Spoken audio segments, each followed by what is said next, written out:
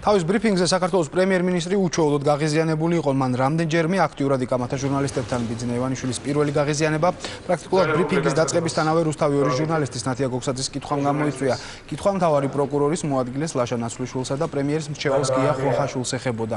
პრემიერის უკმაყოფილების მიზეზი დღეს ძირითადად ფარისიშვილის და ხვედილიძის სკანდალს უკავშირდებოდა.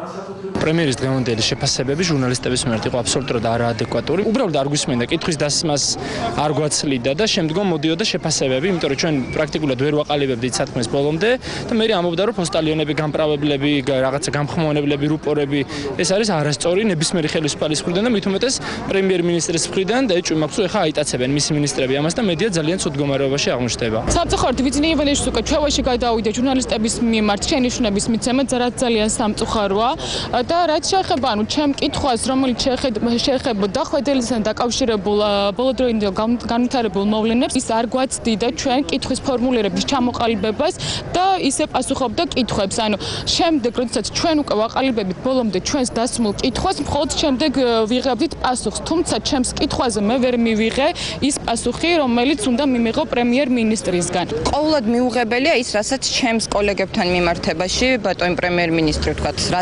სიტყვებსაც იყენებს, საუბარი იყო პოსტალიონებზე, რუპორებზე. ჩვენ ჟურნალისტიკა დავამთავრეთ და არ ვართ პოსტალიონები, არ ვართ რუპორები.